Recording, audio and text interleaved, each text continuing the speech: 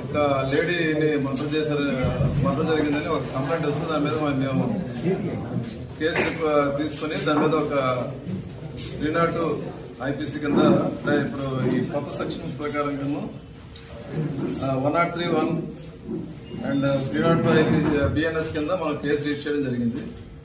దీనిపై విచారిస్తే ఇది మనం పోస్ట్ మార్టం చేస్తే స్మోదరింగ్ అండ్ స్ట్రాంగులేషన్ తో ఈవిడ చెప్పినట్టుగా తెలిసింది. ఈవిడ పేరు పూజారి కళావతి. ఈవిడని చంపడం జరిగింది. దీని మీద మేము technical evidence and other evidence అన్ని కూడా కలెక్ట్ చేసిన తర్వాత శరత్ కుమార్ అని ఆయన ముద్దాయిగా ఐడెంటిఫై అయ్యాడు. ఈయన ఏంటంటే ఈ కొంచెం తాగుడుకు అలవాటు పడి అన్మ్యారీడ్ ఈవిడతో అంతకుముందు పరిచయం ఉంది. పరిచయం ఉన్న తర్వాత పర్టికులర్ 18th ఈవిడికి కాల్ చేసి అక్కడికి ఆయన ఉండే ప్రాంతానికి ఈవిడిని పిలవడం జరిగింది.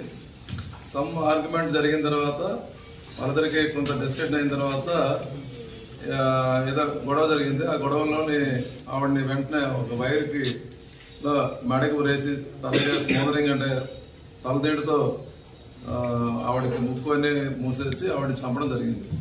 అలాగా ఈ మర్డర్ చేయడం జరిగింది. చేసిన తర్వాత ఆవిడ దగ్గర ఉన్న వస్తువులన్నీ కూడాను ఈ gold items and cell phone ఇవన్నీ కూడాను ఈయన పట్టుకుని వెళ్ళిపోయాడు. కంప్లైంట్ వచ్చిన తర్వాత మన టౌన్ DSP గారు వివేకానంద, అలాగే 2 టౌన్ ఇన్స్పెక్టర్ ఈశ్వరరావు వాళ్ళ స్టాఫ్ అంతా కూడా దీని మీద కంటిన్యూస్ గా వర్కౌట్ చేసి ముద్దాయిని ఐడెంటిఫై చేసి అలాగే ముద్దాయిని అరెస్ట్ చేయడం జరిగింది. తర్వాత ఈ ఆల్ ప్రాపర్టీ అంటే ఈ గోల్డ్ ఐటమ్స్ అలాగే సెల్ ఫోన్ ఇవన్నీ కూడా మనం అన్ని కూడా సీజ్ చేయడం జరిగింది.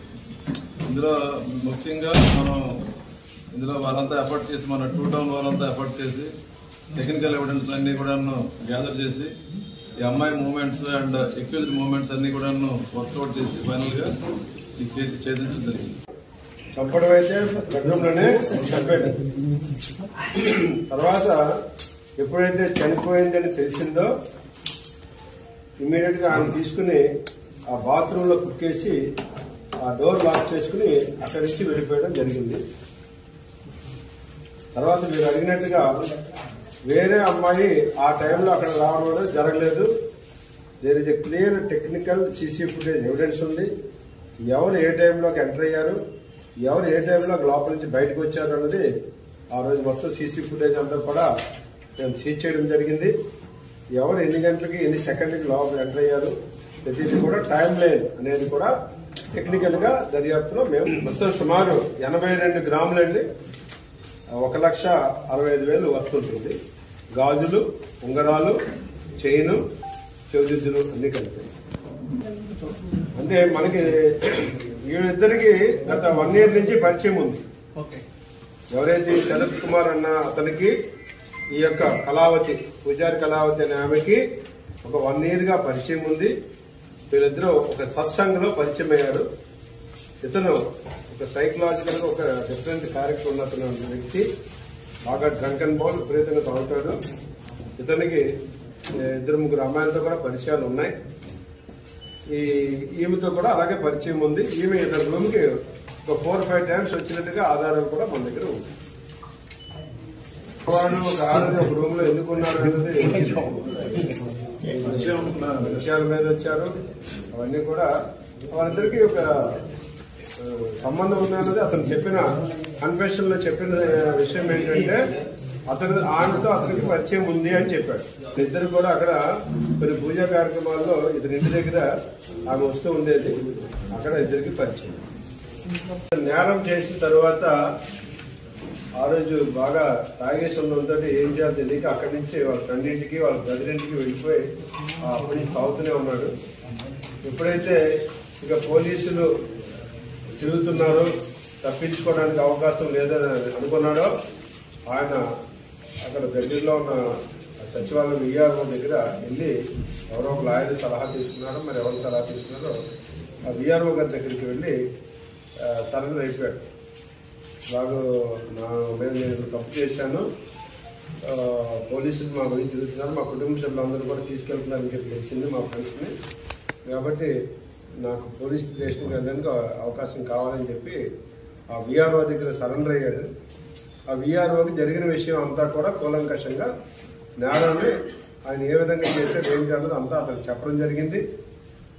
ఆ విఆర్ఓ గారు ఎప్పుడైతే వచ్చిందో ఇమీడియట్గా ఆయన స్టేట్మెంట్ రికార్డ్ చేసుకుని, ఆయన కూడా ఒక బాధ్యతమైనటువంటి ఉద్యోగి, ఇమీడియట్గా స్టేట్మెంట్ రికార్డ్ చేసుకుని ఒక రిపోర్ట్ ద్వారా నిన్న మధ్యాహ్నం 3 గంటలకి మన 2 టౌన్ పోలీస్ స్టేషన్ తీసుకొచ్చి అప్పగించడం జరిగింది.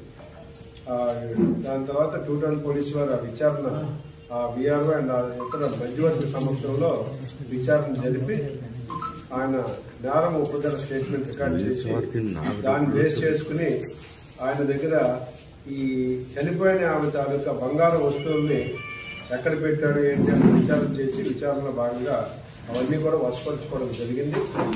ఎప్పుడైతే ఆ పోయిన వస్తువులు అతని దగ్గర దొరికినాయో మాకు నేరానికి సంబంధించినటువంటి కొంత ఆ మెట్ల కింద ఒక పొట్లం కట్టి దాచి ఉంచాడు.